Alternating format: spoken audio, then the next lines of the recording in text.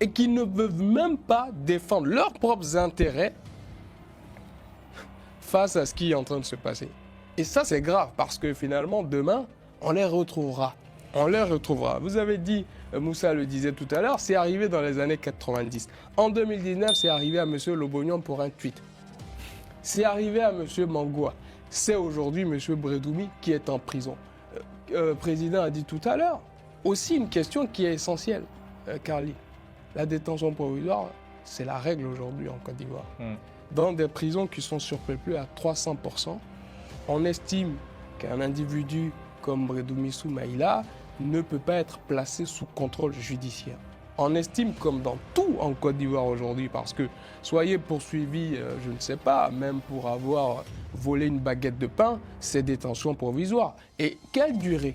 Là où la loi vous impose une durée de détention provisoire de 2 ans, je vous l'ai déjà dit sur ce plateau, je reçois des courriels de la maison d'arrêt de gens qui y sont détenus pour 7 ans. Pour 7, 8, 10 ans. Détention préventive. Une détention préventive. Donc aujourd'hui, jusqu'à quand sera aujourd'hui détenu M. Bredoumi?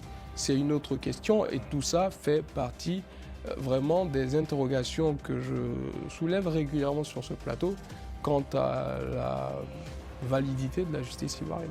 Moi j'ai des questions assez intéressantes pour vous. Finalement, c'est qui le prochain sur la liste?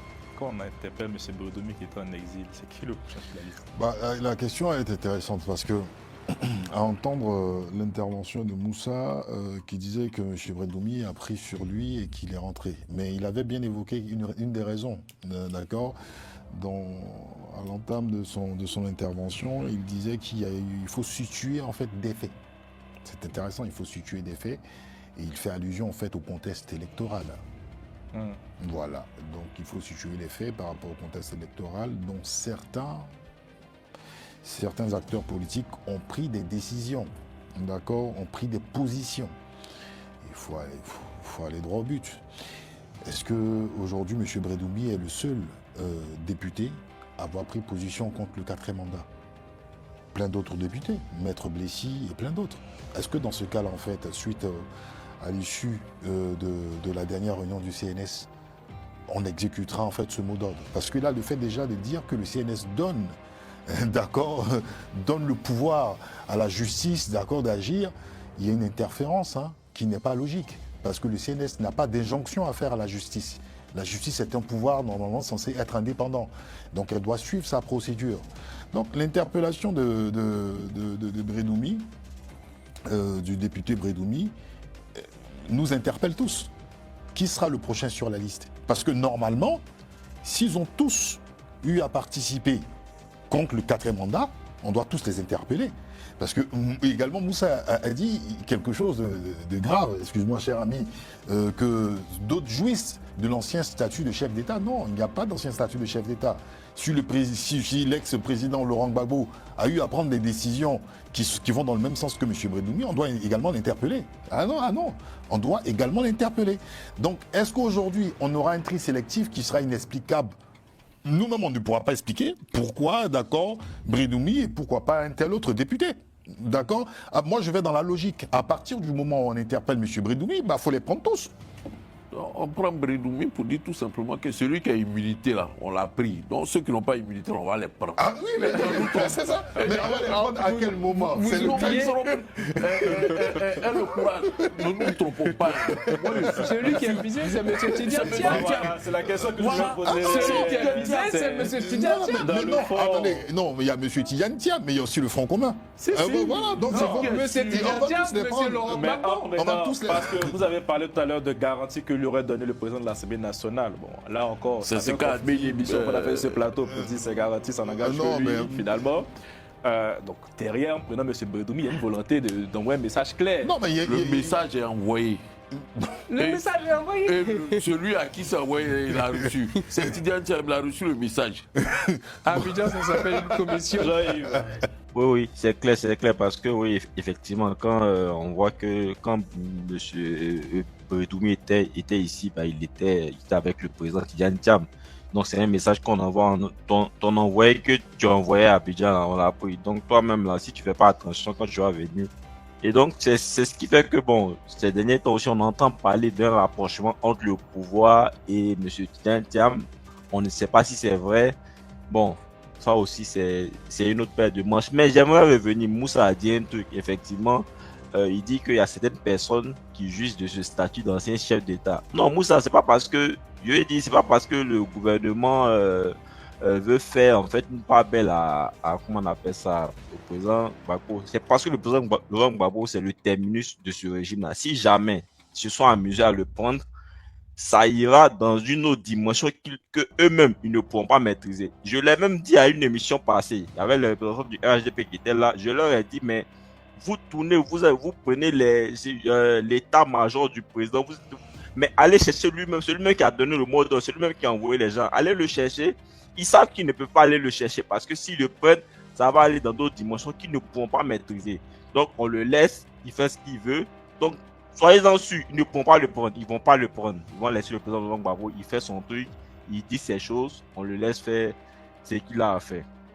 Donc c'est ce que je voulais dire par. Le président n'est pas d'accord. Non, ne regardons pas, ne voyons pas Gbagbo comme le totem auquel le RHDP ne devrait pas toucher, non.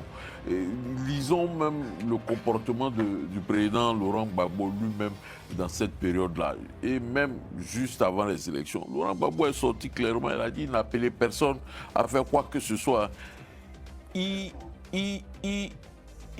savait qu'il avait sa responsabilité pénale qui était engagée.